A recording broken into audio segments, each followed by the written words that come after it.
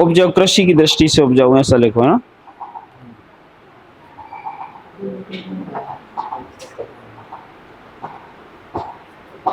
ठीक है।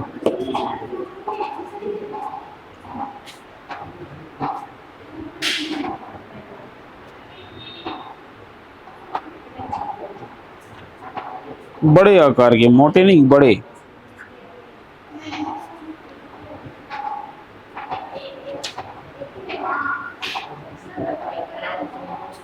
ये क्या लिखा है? पारिस्थितिकी तंत्र मौजूद है और अलग प्रकार के जीव जंतु, ये क्या है? विशेष प्रकार के जीव जंतु व्यवस्था।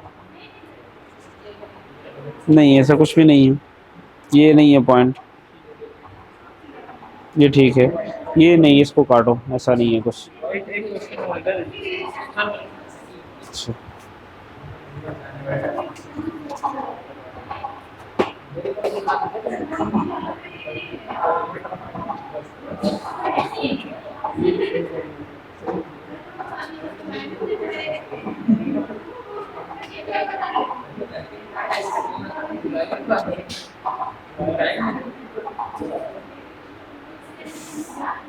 हवा के साथ साथ नदी भी है बेटा, हवा भी करती है अपर्दन, नदी भी करती, तो नदी का जल भी लिखो उसमें।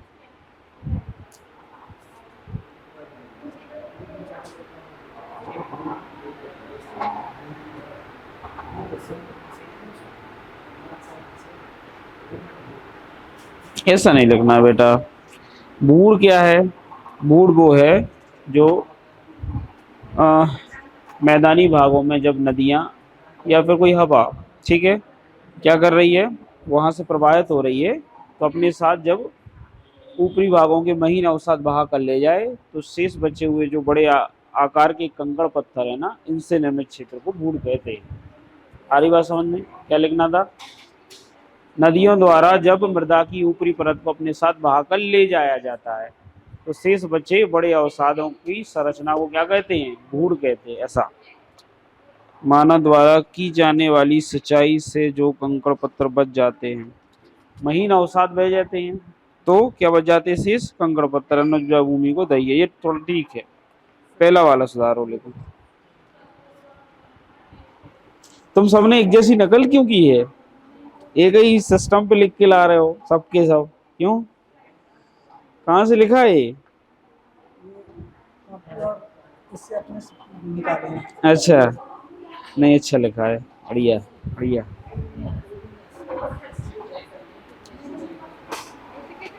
ठीक है, सबने बढ़िया लिखा है। बांगर खादर वाला वो फेयर कर लेना सब लोग, अच्छा लिखा है सबने।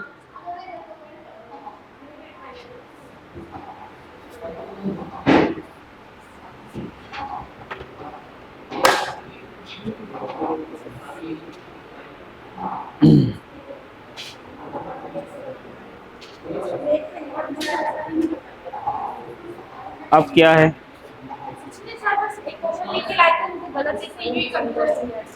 हाँ, कौन सा क्वेश्चन? ये नेट वीडियो अपलोड करके आप क्या समझते हो? क्या समझते हो? व्याख्या करना और सर्वोच्च न्यायालय द्वारा स्वयं कुछ भी समझती बात नहीं। क्यों?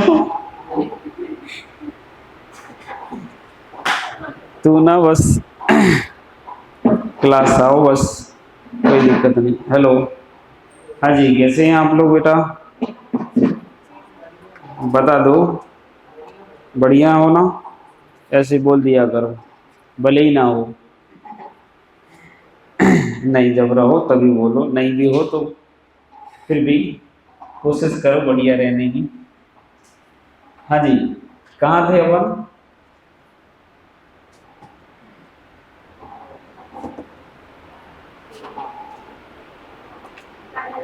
हमने प्रादेशिक पर क्या कर रहा था, कुछ तो कर रहा था, याद आ रहा है मुझे।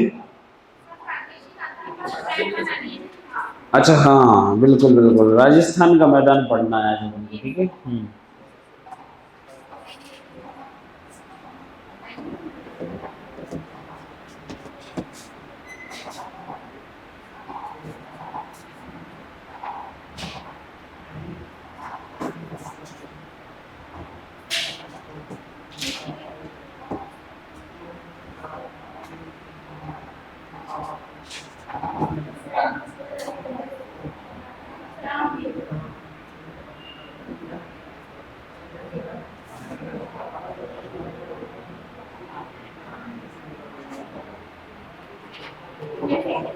उत्तर के विशाल मैदानों में प्रादेशिक विभाजन के अंतर्गत हम राजस्थान का मैदान देखने वाले हैं। तो आप लोग हेडिंग डाल लीजिए राजस्थान का मैदान।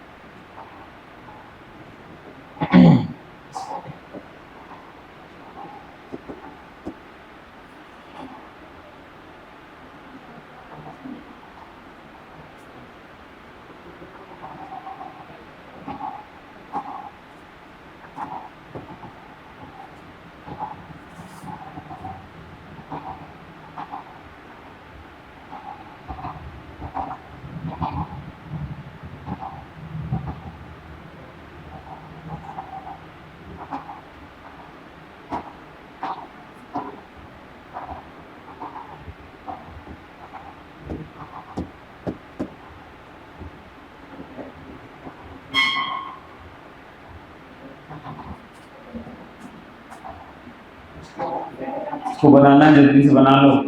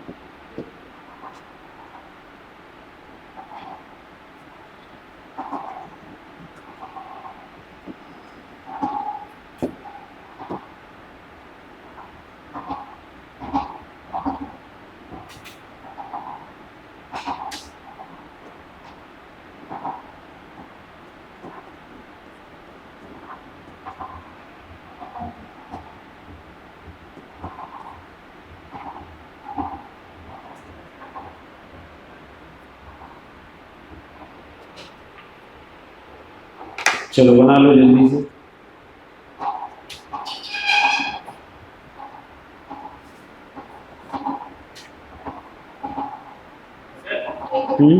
समतल रेखा तो परिमित है। अरे हाँ यार, मैंने 22 लिख दिया ना। और वो वाइट से भी लिखा है, तो मुझे देखिए 25 लिखना बेटा, 25 डिग्री।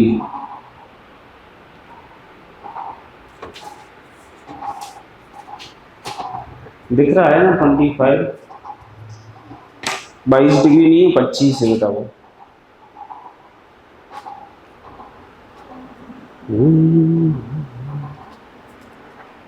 बना लिया,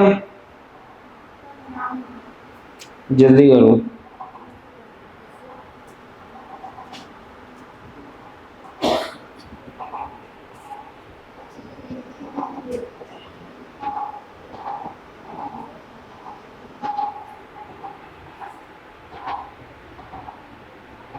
इसमें कुछ भाग कच्चे का भी आ जाता है, ये वाला तो अपन लिखेंगे अभी तो समझ में आएगा।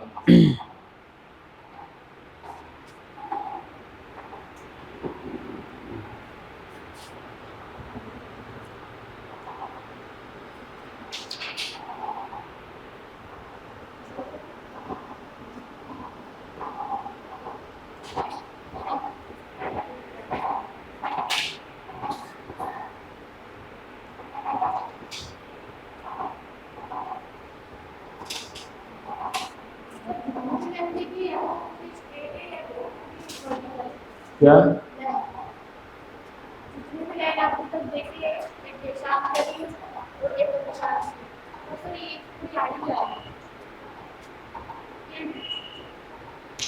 तो ये समताप रेखा है बेटा, अक्षांश रेखा तो नहीं है।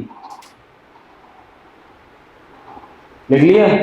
चलो यहाँ आते हैं, हम पढ़ रहे हैं राजस्थान का मैदान।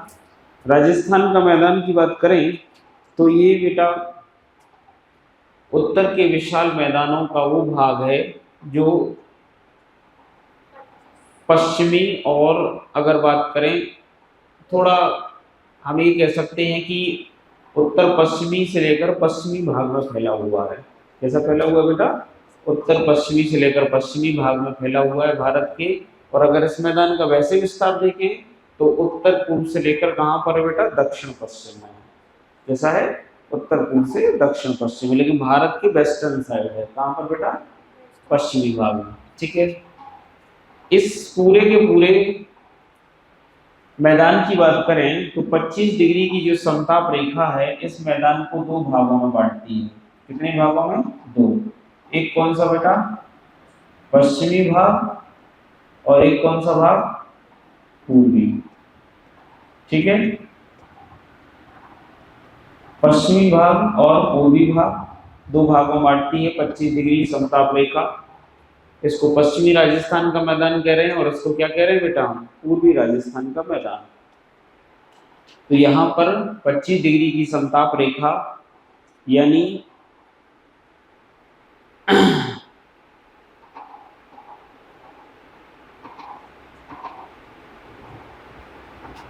थोड़ा सा डिस्टर्ब है, ये समताप रेखा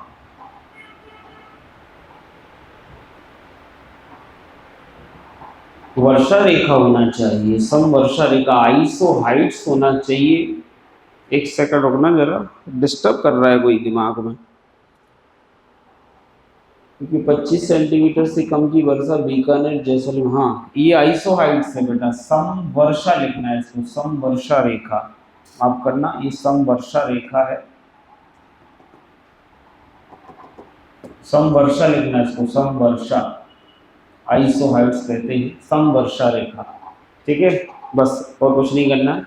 अब बता रहा हूँ कैसे, देखिए क्या है कि मैं क्या बोल रहा हूँ, 25 डिग्री की सम वर्षा रेखा इसको दो भागों में बांट रही है, पश्चिमी भाग और दूसरा कौन सा भाग बेटा, पूर्वी।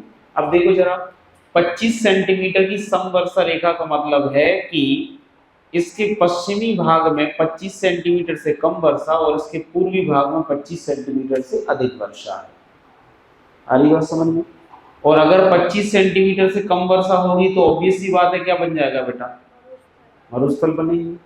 और 25 सेंटीमीटर अधिक वर्षा होगी तो ये क्षेत्र कहीं ना कहीं कैसा होगा, अधिक वर्षा वाला होगा, यानी कृषि की जाती यहाँ पर या संभावना होगी। तो बिल्कुल सही है। पश्चिमी राजस्थान और पूर्वी राजस्थान का तुलनात्मक अध्ययन अगर हम करें तो पश्चिमी राजस्थान में वर्षा की मात्रा कम होने के कारण ये क्षेत्र क्या है बेटा, मरुस्थलीय के साथ साथ कृषि की दृष्टि से अनउपजाऊ है या कम कृषि की जाती है। यहाँ राजस्थान के 3 बड़े जिले आते हैं, श्रीगंगानगर, बीकानेर और जैसलमेर। कौन से आते हैं, श्रीगंगानगर, बीकानेर और जैसलमेर। ये पानी की कमी से बहुत ज़्यादा अगर बात करें, यहाँ पर पानी की बहुत ज़्यादा समस्या है।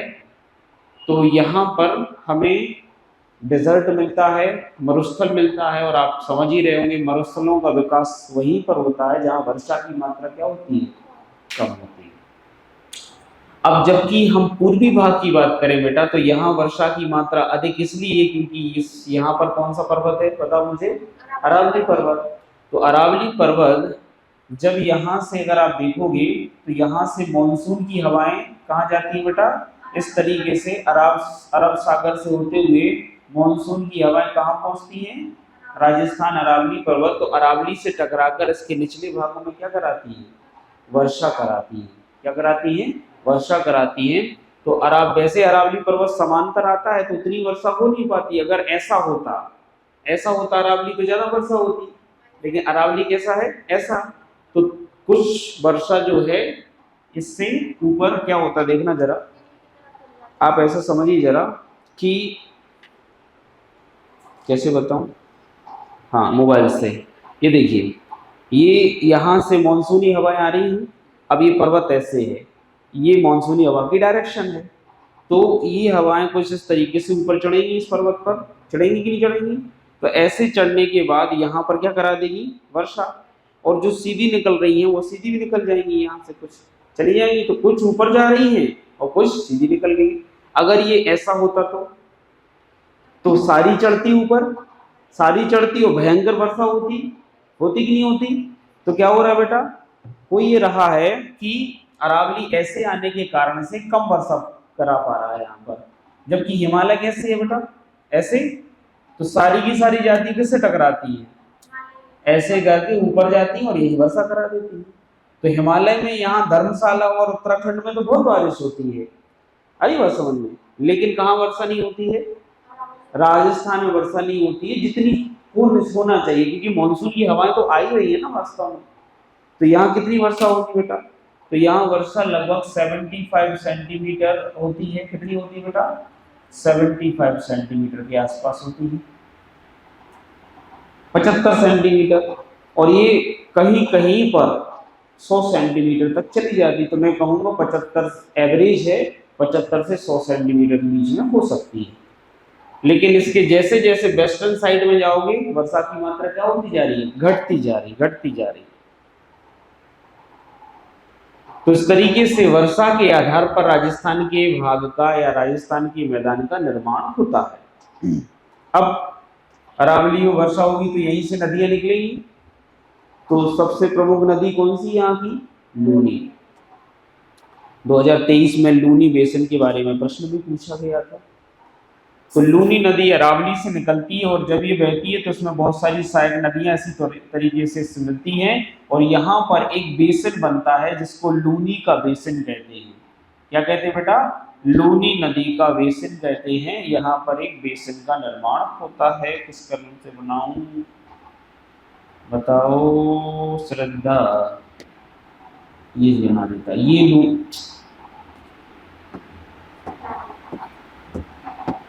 ये लूनी का बेसिन। आ रही बात समझ में? आ रही कि नहीं आ रही? ऐसा हाँ बोल दो जल्दी से। ये लूनी का बेसिन, ठीक है। तो लूनी नदी क्या बनाती है? अपना बेसिन रीजन बनाती है। और किसी भी नदी की द्रोणी या बेसिन क्षेत्र वहां का उपजाऊ भाग होता है। क्या होता है? उपजाऊ। तो राजस्थान के इस भाग में क्या किया जाता होगा? कृषि की जाती है। ये राजस्थान का सबसे उपजाऊ भाग। तो ईस्टर्न साइड में लूनी नदी के बेसिन में ही राजस्थान में ज्यादा क्या की जाती है? कृषि, आर्थिक गतिविधियां। यही कारण है कि सबसे ज्यादा डेंसर पॉपुलेशन भी यही रहती है। बाकी यहाँ तो पानी गिर ही नहीं रहा, तो कौन रहेगा डेजर्ट में भाई? आई बात समझ में? लेकिन इसका भी समाधान कर लिया गया। कैसे? यहाँ एक बांध बना दिया गया, हमने बढ़िया सा बांध बनाया है। कौन सा बांध बनाया? भाखड़ा नांगल। कौन सा बनाया? भाखड़ा नांगल, सतलज नदी पर। और उससे निकाल दी एक नहर। क्या निकाल दी बेटा? उससे नहर निकाल दी। यहाँ से बढ़िया सी एक नहर निकाल दी। इसको कहते हैं इंदिरा सागर नहर। कौन सी नहर कहते हैं? इंदिरा सागर। और इस इंदिरा सागर नहर से राजस्थान के 3 जिले बीकानेर, बाड़मेर और जैसलमेर, बीकानेर, श्रीगंगानगर और जैसलमेर, इन 3 जिलों को पानी मुहैया कराया जा रहा है। तो अब यहाँ गेहूं तक की कृषि की जाने लगी है, जिसको पानी की जरूरत पड़ती है। तो गेहूं की कृषि की जाने लगी है और इसको भविष्य का अन्न भंडार कहा जाने लगा। बताइए। तो पश्चिमी राजस्थान के मैदान में भी अब कृषि की जाती है। वो दिन गए जब नहीं की जाती थी।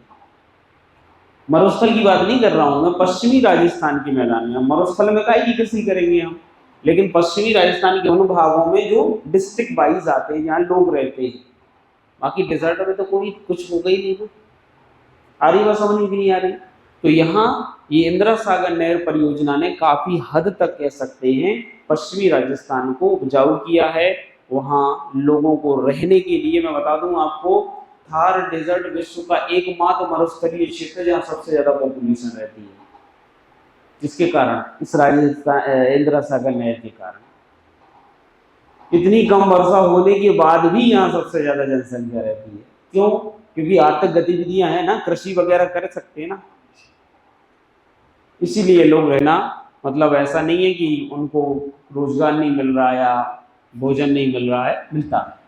तो हम राजस्थान के मैदान को 2 भागों में बांटकर लिखने की कोशिश करेंगे। तो आप थोड़ा ऐसा लिखें।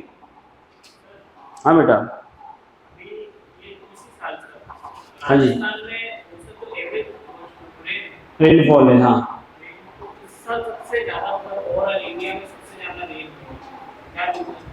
ओवरऑल इंडिया में राजस्थान में सबसे ज्यादा हुई है कि राजस्थान की खुद औसत से ज्यादा हुई है? तुम गलत बोल रहे हो। औसतन वर्षा ज्यादा हुई है राजस्थान में, और औसतन वर्षा राजस्थान में नहीं हुई, मध्य प्रदेश में भी ज्यादा हुई है। आई बात समझ में? तो मध्य प्रदेश, राजस्थान में औसतन ज्यादा वर्षा इसलिए हुई है क्योंकि शुरुआत में एल-नीनो का प्रभाव था वो, लेकिन उसने उतना ज्यादा प्रभावित नहीं किया, जल्दी से लालीना आ गया। ठीक है, तो मौसम पर बहुत प्रभाव नहीं पड़ा। दूसरा, अब क्लाइमेटोलॉजी में शब्दावली आपको पता नहीं समझ में आए तो यहाँ पर इसको कहते हैं मेडियन जूलियन ऑसिलेशन। तो मेडियन जूलियन ऑसिलेशन चक्र भारत के हिंद महासागर में स्थित था, भारत वाले क्षेत्र में ही रहा। अब मैं समझाऊंगा कभी जलवायु में आएंगे जब। तो एक मीडियन जूलियन ऑसिलेशन प्रभाव भी भारत में सक्रिय था उस समय, तो भारत में वर्षा हुई। तीसरा, कभी कभी क्या होता है कि थार डेजर्ट और पामी, जो दक्कन का पठार है, ये कंपैरेटिवली ज्यादा गर्म हो जाते हैं। इस वर्ष ज्यादा गर्म थे, तो इन्होंने क्या किया, इन्होंने वहां से जो जेट स्ट्रीम चलती है वो हिंद महासागर में उतरती है, और हिंद महासागर में उतर के ये व्यापारिक पवनों को धक्का देती है। तो वो सारी पवनें कहाँ गई? भारत आ गई, वर्षा कराई। अभी आपको कुछ समझ में नहीं आ रहा होगा, मैं बता रहा हूँ रीजन उसका। हरी बात समझ में? तो 2-3 फैक्टर काम करे इस बार। अच्छी वर्षा हुई, अभी तक हो रही वर्षा देखो। मॉनसून है कि लौटने का नाम ही नहीं ले रहा है, और दिवाली कह रही है कि हम आ ही रहे हैं। मेरा रिजर्वेशन हो गया, मैं जा रहा हूँ घर। कहाँ पर, क्या मतलब, दिवाली पर व्यक्ति कहाँ जाएगा, घर। तो उन लोगों को क्या पता जो इंदौर के हैं, वो क्या समझे हमारे मन की खुशी। सही है कि नहीं है? ऐसे लोगों को क्या किसी की पीड़ा और क्या किसी की परवाह। हाँ, कुछ वाला, कुछ लोग नहीं, तुम।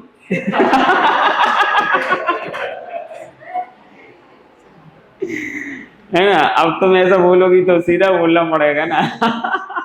तो हम तो भाई, हम तो जा रहे हैं भाई, सब लोग जाते हैं, जो जो यहाँ के नहीं है वो सबको खुशी होती है घर जाने की। हाँ, तुम्हें क्या है इन, हाँ?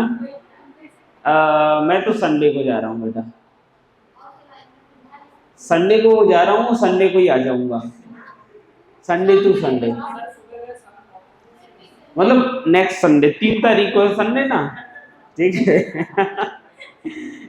28 संडे, 27 संडे को जा रहा हूँ, और 3 को संडे है ना दोबारा, तो 1 वीक लगभग पूरा। तुम्हारी क्या क्लासेस हो गई, क्लासेस उसके बाद तो छुट्टी लग रही ना दिवाली की। मंडे को शायद है तुम्हारी क्लास, तो मंडे को है अकेली, और मंडे को तो तुम लोग में से बहुत सारे निकल ही जाओगे घर।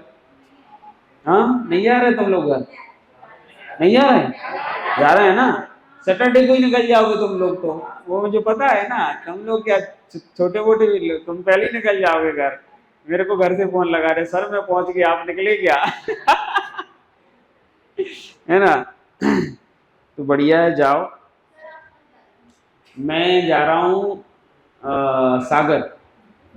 हाँ, सागर का रहने वाला हूँ, मतलब मेरे सागर के पास एक गांव है, वहाँ का रहने वाले हैं, मतलब मेरे मम्मी पापा वहीं रहते हैं। मैं तो काफ़ी लंबे टाइम से बाहर हूँ, तो कभी कभार जा पाता हूँ दिवाली पर घर। इस बार जा रहा हूँ तो थोड़ी सी लग रहा है, चलते। इस बार राखी पर भी गया था और दिवाली पर भी गया, तुम मत सोचो, है ना, ठीक है। इसको क्या लगता है, ये इतनी त्रस्त है घर से कि वो कितने बजे आ जाती है, कोचिंग 2 बजे शुरू होती है, वो 11 बजे आ जाती है, समझ रहे हो। तो ऐसे लोग क्या दिवाली की खुशी समझेंगे, इनको तो क्लास से बाहर करो, एक क्या क्या क्या कर रहे हैं क्लास, ठीक है। चलो, क्या लिखा है अपन ने, लिखो इसे थोड़ा सा, ठीक है। श्रद्धा हमारे, मैं तो बुरा मत माना करो, ठीक है ना। अच्छा, लगता ही नहीं है बुरा। अपन लिखेंगे इसमें थोड़ा सा, इसको ऐसे लिखते हैं यार।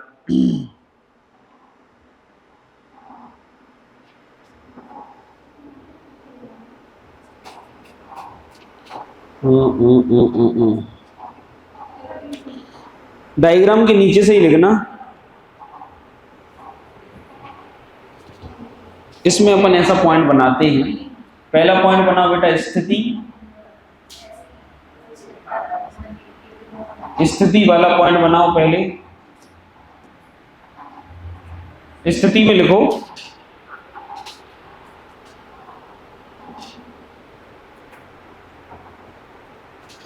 उत्तर के मैदानी भागों का, उत्तर के मैदानी भागों का पश्चिमी, उत्तर के मैदानी भागों का पश्चिमी भाग, का पश्चिमी भाग, और विस्तार अलग कर लो इसका, विस्तार, विस्तार में लिखो राजस्थान के उत्तर पूर्वी भाग से लेकर, राजस्थान के उत्तर पूर्वी भाग से लेकर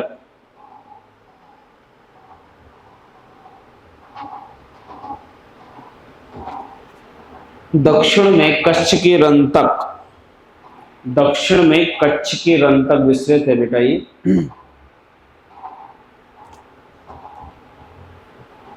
ठीक है, अब लिखना इसके भाग, इसके भाग, इसमें ऐसा एक लाइन लिखना, 25 सेंटीमीटर की, 25 डिग्री सेल्सियस नहीं, 25 सेंटीमीटर की, 25 सेंटीमीटर की, सब कुछ हो गया है। हाँ 25 सेंटीमीटर की समवर्षा रेखा, समवर्षा रेखा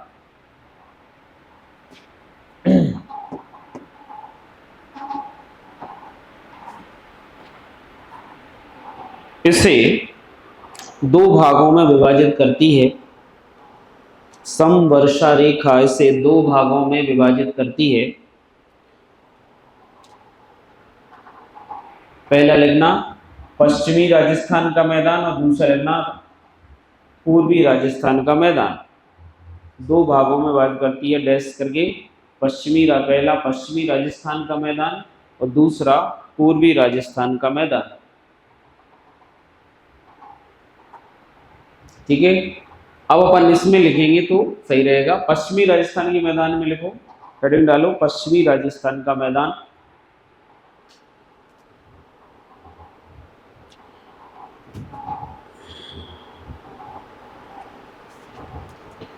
तो पॉइंट वाइज ही इसमें अपन लिखेंगे।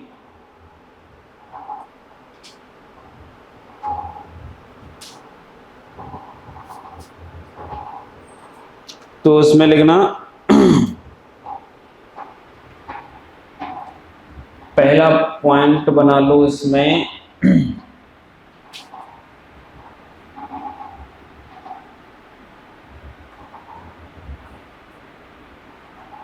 विस्तार, ऐसा विस्तार वाला पॉइंट बना लो पहले इसमें।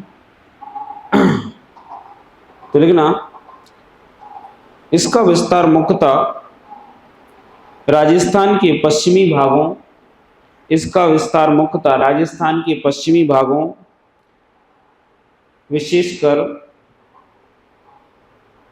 विशेषकर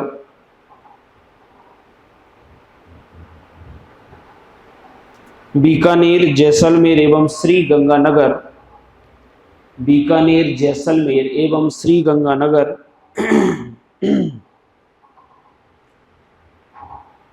जिलों में, बीकानेर, जैसलमेर एवं श्रीगंगानगर जिलों में,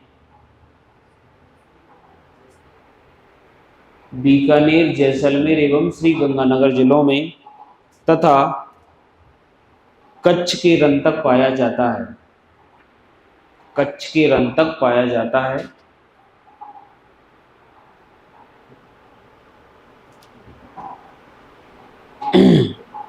दूसरा लिखना वर्षा कितनी होती है यहाँ पर बताओ। यहाँ पश्चिमी में 25 सेंटीमीटर से कम, पश्चिमी की बात कर रहे हैं ना हम, इसकी यहाँ तो कम होती है ना 25 सेंटीमीटर से कम। फिर लिखना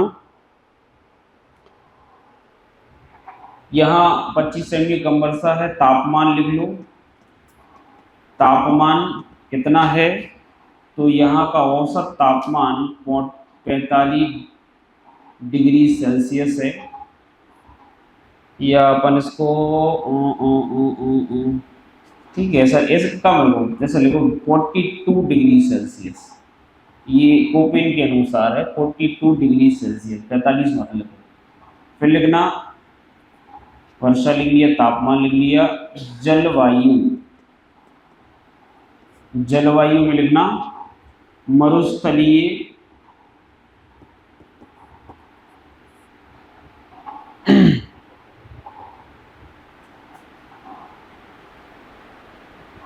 मरुस्थलीय शुष्क, मरुस्थलीय शुष्क है, मरुस्थलीय शुष्क जलवायु यहाँ पाई जाती है। इसके बाद लिखना मिट्टी, मृदा कौन सी है, तो यहाँ पर अगर बात करें बेटा, हाँ बलुई मृदा पाई जाती है, बलुई दोमट, बलुई दोमट मृदा यहाँ ज़्यादा मिलती है। ठीक है, इसके बाद यहाँ पर कौन सी नहर है बेटा, बताओ। नहर का विकास हुआ है ना, इंदिरा सागर नहर, लिख लो इंदिरा सागर नहर, भाखड़ा नांगल, भाखड़ा नांगल लिख देता हूं।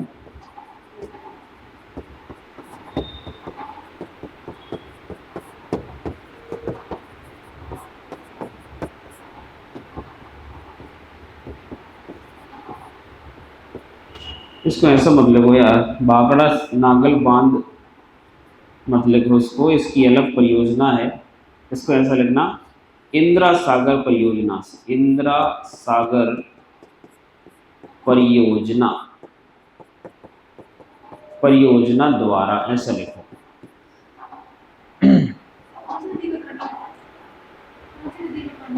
एक्चुअल में इसका बताऊंगा मैं आपको। भाखड़ा नांगल बांध तो अगर आता सपोर्टिंग रोल प्ले करता है इसमें। एक्चुअल में इसमें पहले एक परियोजना चलती थी, ब्यास परियोजना, ब्यास नदी पर उस परियोजना से एक नहर निकाली गई, और मतलब वो नहर कहलाई, कौन सी नहर, उसको कहते हैं पश्चिमी राजस्थान नहर। क्या कहते हैं, पश्चिमी, ब्यास परियोजना से। लेकिन इस ब्यास परियोजना से पश्चिमी राजस्थान नहर निकाली गई, उसमें पानी की कमी आ रही, क्योंकि ब्यास नदी बड़ी नदी नहीं है। तो अब क्या किया गया है, एक परियोजना बनाई गई जिसको क्या कहते हैं, इंदिरा सागर नहर परियोजना। क्या कहते हैं बेटा, इंदिरा सागर नहर परियोजना। इस नहर परियोजना में क्या हुआ है, ब्यास नदी के पानी में रावी नदी का पानी मिलाया गया पहले। किसका मिलाया गया, रावी का। और रावी और ब्यास के पानी को सतलज में मिलाकर इंदिरा सागर नहर को डेवलप किया गया है। मतलब अब कभी कमी नहीं आएगी पानी की। तो कितनी नदियों को जोड़ दिया, 3। कौन कौन सी, रावी, ब्यास और सतलज। और सतलज को जहाँ जोड़ा है वो हरि के नामक स्थान पर है, जहाँ हरि के नामक स्थान है जहाँ पर भाखड़ा नांगल बांध बना है। तो भाखड़ा नांगल बांध ही सपोर्टिव रोल प्ले करता है। आई बात समझ में। तो भाखड़ा नांगल से ही जो है ये राजस्थान में प्रवेश करती है, हरि के पंजाब की एक जगह है। अपन इसके बारे में विस्तृत पढ़ेंगे आगे चल के, ठीक है। परियोजना है हमारे टॉपिक में। चलो नहर देख लिया, अब कृषि देख लो बेटा। कृषि कैसी होती है यहाँ पर लिख लो। कृषि में एक पॉइंट लिखना, कृषि की दृष्टि जैसे लिखना, वर्षा की कमी के कारण, वर्षा की कमी के कारण इस क्षेत्र में कम कृषि की जाती थी लिखना, की जाती थी, परंतु इंदिरा सागर नहर के विकास के पश्चात यहाँ गेहूं, मोटे अनाज, सरसों आदि फसलों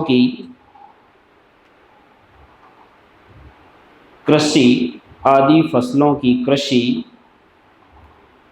की जा रही है। यही कारण है कि इसे भविष्य का अन्न भंडार कहा जा रहा है या कहा जाने लगा है। यही कारण है कि इसे भविष्य का अन्न भंडार कहा जाने लगा है।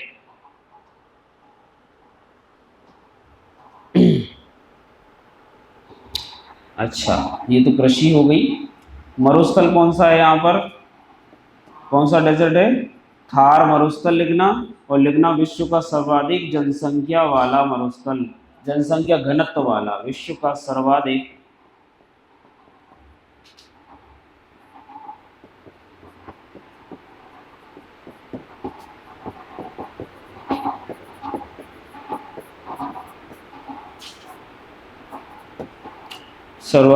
जनसंख्या घनत्व वाला मरुस्थल।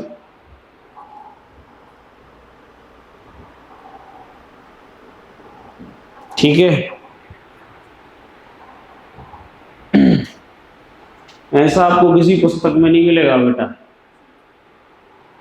बहुत डेटा है इसमें, है ना।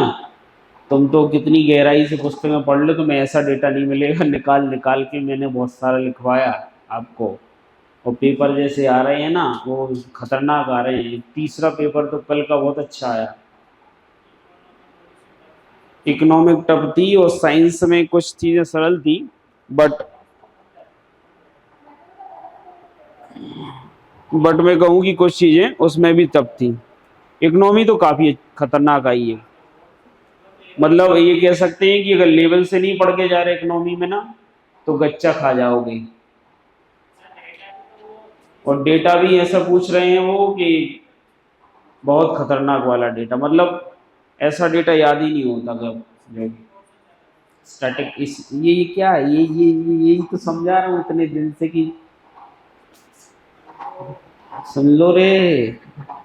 हाँ, एक बात आप लोगों को बता रहा हूँ मैं कि आप सबको आज से ही प्रण लेना है कि रोजगार निर्माण को घोंटना है। समझते हो घोंटना क्या होता है? चम्मच से ऐसे कुरेद कुरेद के खा लो। उसके इतने डेटा आ रहे हैं, कल के पेपर में, परसों के पेपर में और प्रीवियस पेपर जितने भी आए, पूरा रोजगार निर्माण। सरकार का एक पेपर हमारा मध्य प्रदेश में जो डेटा वाइज पूछ रहा है, और रोजगार में पूरा डेटा आ रहा है। आप तो जहां डेटा मिले उसको नोट कर लो। कैसे पढ़ना है रोजगार निर्माण बता रहा हूं मैं। आप लाए मंडे को आ जाता है, मंडे को ही ले आओ, क्योंकि बचता नहीं है मार्केट में। बच्चे उठा ले जाते हैं, खरीद लेते हैं। आप जाओ 10 रुपए का खरीद के ले आओ। अब क्या करना है, आपने देखा कि सरकार ने फलानी योजना चलाई, देख ली वो योजना, उसका नाम लिख लिया, उससे संबंधित डेटा और क्या महत्वपूर्ण बातें हैं उसको लिख लो। पेपर नहीं पढ़ पाओगे दोबारा। लिख ली योजना, पहले लिख दिया भैया आज की डेट का, ये डेट का आपका आज का रोजगार निर्माण है, इसमें ये पॉइंट मार्क। डेटा लिखना है, योजनाएं लिखना है, भाई यही भरा पड़ा है पेपर में। वो डेटा पूछ रहा है, वो प्रोडक्शन डेटा पूछ रहा है, वो योजनाएं पूछ रहा है, योजनाओं में होने वाले बिंदु पूछ रहा है, आधारभूत परियोजना घटक पूछ रहा है। यही तो पूछ रहा है। क्या पूछ रहा है? मध्य प्रदेश का पूरा डेटा पूछ रहा है। और रोजगार में केवल मध्य प्रदेश का भी नहीं होता, भारत का भी होता। लेकिन मध्य प्रदेश में मुख्यमंत्री को पकड़ लो, वहां मोदी जी को पकड़ लो, और जहां जा रहे हैं ये जो कर रहे हैं, जो योजनाएं लॉन्च कर रहे हैं, जो भी क्या प्रयास किए जा रहे हैं, उसका डेटा बेटा तुम्हारे पास होना चाहिए। बिकॉज इस साल अगर ऐसा पेपर आया है तो अगले साल और डेटा आएगा। आ रही बात समझ में? और वो कौन सा डेटा पूछ ले पता नहीं भैया। रोजगार पढ़ो, मैं कह रहा हूँ कोई पेपर पढ़ो ना पढ़ो, रोजगार जरूर पढ़ो। उसके डेटा को लिखना सीखो, नोट्स बनाओ आज से ही, क्योंकि जब तुम अपियर होगे तब आज का डेटा पूछेगा वो। 2020-21 का डेटा पूछ रहा है अभी, वो 21-22 का डेटा पूछ रहा है, तो कभी किसी का भी डेटा आ सकता है। तो फालतू पेपर मत पढ़ो, रील्स मत देखो, दैनिक भास्कर करो, ये फालतू नई वाली दुनिया नहीं पढ़ने की जरूरत है, इनमें कुछ नहीं आता। मतलब पढ़ लिया है, कुछ मिल गया बात अलग है, लेकिन ज्यादातर तुम्हें कहाँ मिलेगा? रोजगार हफ्ते भर का मिल रहा है एक साथ।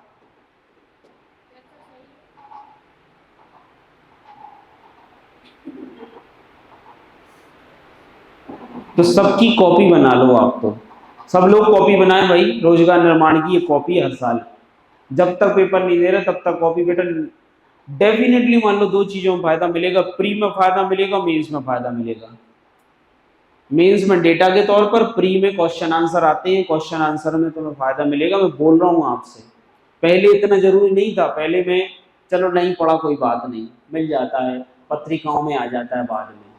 लेकिन अब पत्रिकाएं भी नहीं लिख पाती हैं ऐसा डेटा। पत्रिकाओं में वही चीजें आती हैं जो ऊपर ऊपर का होता है। तो एक और चीज आप कर सकते हैं कि रोजगार निर्माण तो आता ही है, वार्षिक पत्रिका, मंथली पत्रिका भी ले लें जो मध्य प्रदेश आधारित पत्रिका हो। ऐसी नहीं, राष्ट्रीय स्तर की पत्रिका से ज्यादा प्रश्न नहीं आते। मध्य प्रदेश आधारित पत्रिका आती है, मध्य प्रदेश की 2-3 पत्रिकाएं आती है। एक बार देखना जरा, है ना, मार्केट में जाना कौन सी मध्य प्रदेश में ज्यादा फोकस करती है, अगर कोई हो पत्रिका तो। मासिक पत्रिका पढ़ना कंपलसरी है सबको आज से ही, क्योंकि करंट डेटा बहुत पूछा गया पेपर में। आज मैं कल पेपर देखा मैंने, विश्लेषण किया कि इस पेपर को अगर मैं बाहर से ऐसा समझ रहा हूं तो उधर दे के जब बैठ के देते ना पेपर, तब दिमाग की नसें फट जाती हैं, याद रखना। हरी बात समझ में? तो जितना स्टैटिक पोर्शन हो रगड़ के बिल्कुल घोल के पी जाओ। बिल्कुल होता है, इकोनॉमी से रिलेटेड। और फिर उसके बाद एक तो इकोनॉमी का डेटा ऐसा है बेटा कि समय समय पर आता है। फाइनेंशियल सर्वे हुए, कोई आपकी आर्थिक समीक्षा और बजट आया, उस समय आया। मध्य प्रदेश की आर्थिक समीक्षा बजट आया, फिर मध्य प्रदेश में कोई योजना लॉन्च की गई, या मध्य प्रदेश में वित्त आयोग की रिपोर्ट आई, ऐसे डेटा आते हैं बेटा। इनसे मिलेगा हमें डेटा निकल के वहां से। तो मैं बता रहा हूं मतलब पीएससी में परिवर्तन है तो भाई उसके अकॉर्डिंग ढलना होगा। करंट पहले नहीं पूछा जाता था इतना, इस बार के पेपर बहुत करंट पूछा उन्होंने, बहुत स्टैटिक पूछा है। तो अब आपको भी होना पड़ेगा स्टैटिक, मैं बोल रहा हूं। और 2-3 टॉपिक हैं आपके जहां पर करंट डेटा लगेगा। ज्योग्राफी में भी कृषि वाले पार्ट में लगेगा, और कहाँ लगेगा अपन को, एग्रीकल्चर वाले, मतलब यूनिट नंबर 2 में सबसे ज्यादा डेटा लगेगा अपन को, वहां अपन डेटा लिखेंगे। बाकी आपका जो काम है मैंने बताया है, ये करना ही है सबको। पेपर नहीं बनेगा ना, कल के पेपर में बैठे रहे लोग 100 नंबर का छोड़ के आए हैं, समझ रहे हो? मतलब वो बाहर हो गया, नहीं निकलेगा उसका मेंस। जिसका भी एक पेपर में 50+ नंबर का छूट गया और ऐसे उसने अगर 2 पेपरों में कर दिया, उसका कैंसल, मीन्स नहीं निकलेगा। ये गलत है, सीधा हिसाब किताब, साफ साफ बोलने सुनने की बातों में नहीं निकलेगा उसका। पेपर बिल्कुल नहीं छूटना चाहिए। थोड़ा बहुत जो बिल्कुल नहीं बन रहा हो, सबसे नहीं बन रहा, बात अलग है। पर अगर आप 50-50 नंबर का छोड़ के आ रहे हो ना, तो डेफिनेटली अगले वर्ष में इसकी तैयारी में लग जाओ आज से ही, क्योंकि कंपटीशन बहुत है। चलो मरुस्थल हो गया। तो सबको करना है, आ रहा है समझ में? हाँ सबको करना है। फिर इसके बाद दूसरा लिखो, पूर्वी राजस्थान का मैदान। अच्छा अपन ने ये लिखा है कृषि की दृष्टि से उपजाऊ क्षेत्र, लिखा है ना ये, कहीं तो लिखा है। हाँ ठीक है। दूसरा लिखो, पूर्वी राजस्थान का मैदान। इसमें वही लिखें, विस्तार, विस्तार लिखना।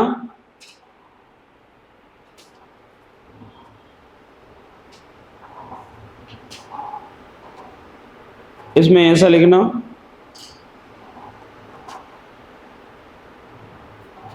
अरावली पर्वत के, अरावली पर्वत के पश्चिमी भागों में विशेषकर लूनी नदी द्रोणी, लूनी नदी द्रोणी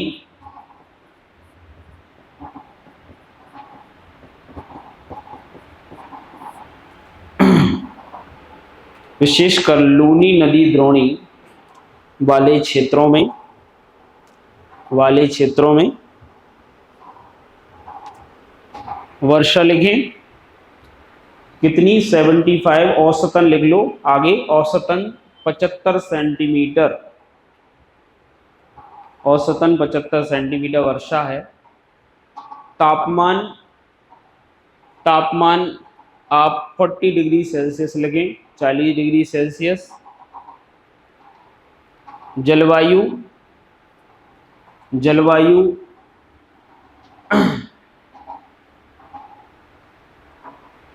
इसमें लिखना उष्णकटिबंधीय शुष्क मानसूनी, उष्णकटिबंधीय शुष्क भी लिख सकते हैं, उष्णकटिबंधीय शुष्क मानसूनी लिखो। इसको वैसे अपन एक शब्द से नोट करते हैं, कोपेन ने वर्गीकरण किया, इसको सवाना तुल्य बोलते हैं, है ना, सवाना तुल्य बोलते हैं। ऐसा आप लिख भी सकते हो, सवाना तुल्य।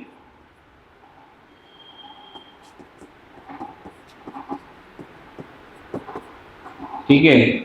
अच्छा ये नहीं है याद रखना तो यहाँ लिख दिया मैंने, ये वाला नहीं है यहाँ। सवाना तुल्य लिख लेना, ये तो सहारा तुल्य है, इसको बेटा अपन सहारा तुल्य बोलते हैं। वहाँ लिख लो सहारा तुल्य और यहाँ लिख लो सवाना तुल्य।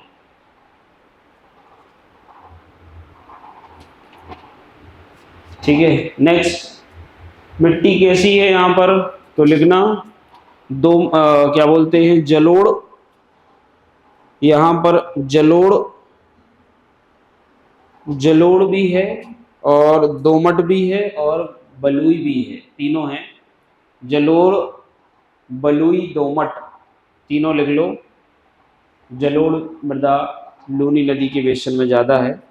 नेक्स्ट, नदियाँ, नहर तो नहीं है यहाँ पर, नदियाँ लिख लो। नदियाँ वाला पॉइंट बनाओ। लूनी नदी, नदियों वाला पॉइंट बनाना। लूनी की सहायक नदी है जोंजड़ी, मीठड़ी,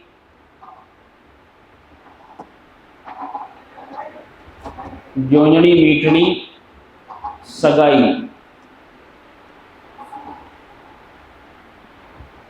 ठीक है। इसके बाद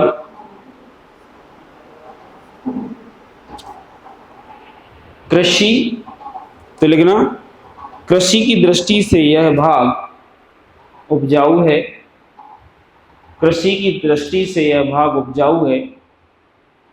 यहाँ गेहूं, मोटे अनाज, धान, मक्का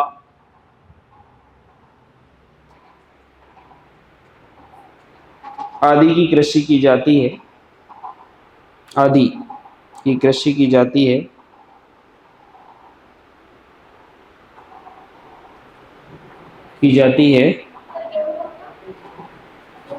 मक्का आदि की कृषि की जाती है। ठीक है। एक और पॉइंट लिखना, विशेष करके यह राजस्थान का सर्वाधिक उपजाऊ, विशेष करके पॉइंट बना लो, यह राजस्थान का सर्वाधिक उपजाऊ मैदानी भाग है। यह राजस्थान का सर्वाधिक उपजाऊ मैदानी भाग है जहां जनसंख्या का सघन बसाव पाया जाता है।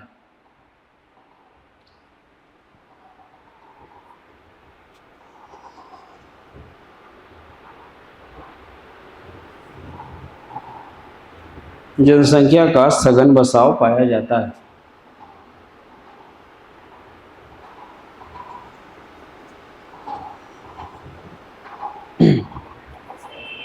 लिख लिया।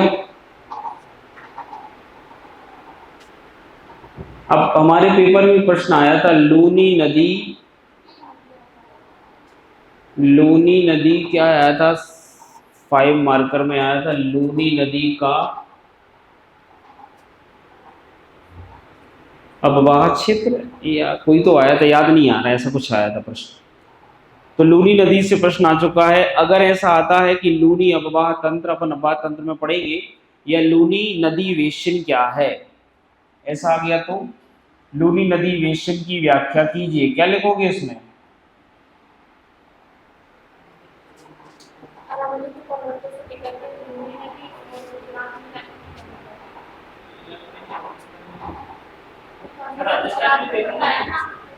हाँ, ये कच्छ के रण में विलीन हो जाती है।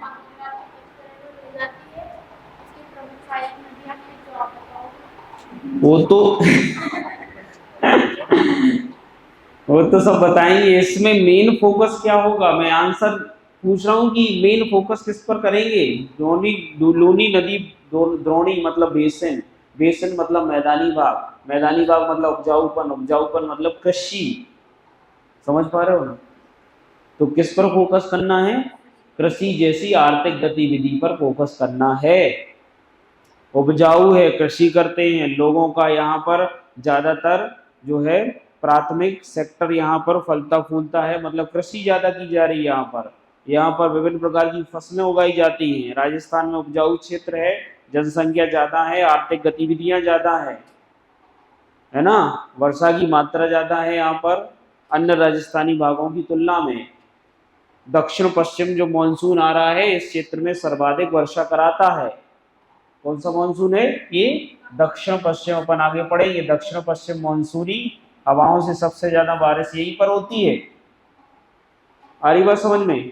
तो ये चीज हमें दिमाग में रखनी है कि प्रश्न कैसा, एक प्रश्न ऐसा बन जाएगा लूनी नदी अपवाह तंत्र, तो हमें नदी के बारे में लिखना है जो हम आगे चल के पढ़ने वाले हैं। एक प्रश्न क्या बनेगा? लूनी नदी अपवाह तंत्र। फिर एक प्रश्न बनेगा लूनी नदी के जल ग्रहण क्षेत्र को बताइए, ये भी प्रश्न बनेगा, ये भी हमें आगे पढ़ना है। 3 प्रकार के प्रश्न बन सकते बेटा यहाँ से, तो 2 आगे बताऊंगा। ये वाला समझे यहाँ पर, क्योंकि अपन क्या पढ़ रहे हैं? मैदान। तो यहाँ पर कौन सा मैदान आ जाएगा अपना? पूर्वी राजस्थान का मैदान, वही लिख के आ जाना। थोड़ा सा फोकस किस पर करना, लेकिन एग्रीकल्चर पर फोकस करना है, ठीक है। चलो एक प्रश्न लिख के लाना, 7 मार्कर है। लूनी नदी बेसिन या लूनी नदी द्रोणी